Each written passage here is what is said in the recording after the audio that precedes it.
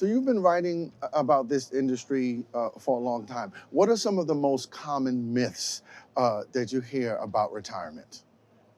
Well, I think, one myth is, especially for people in their 20s, they think, oh, it's 40 years away. I can wait. That's a myth. They shouldn't wait. I mean, yes, they have time, but they shouldn't waste the time thinking that there's so much time in between now and then that they can make up the difference. It gets harder and harder, especially if you get married, have kids, start saving for college, trying to buy a house, et cetera, et cetera. So instill that habit right from the get go.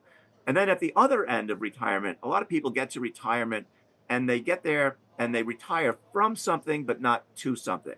They get to be 62 or 65 and they say, well, I'm done. I'm tired. I have enough Social Security. I think I have enough money in my 401k and I'm going to call it quits.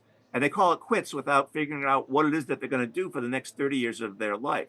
So what I would suggest to people is long before you say, I'm done, and you hand in your key to the front door, is to think carefully about what you're going to do in retirement. So often, people who retire without something to do in retirement go back to work and oftentimes go back to the work for the very same employer that they just left.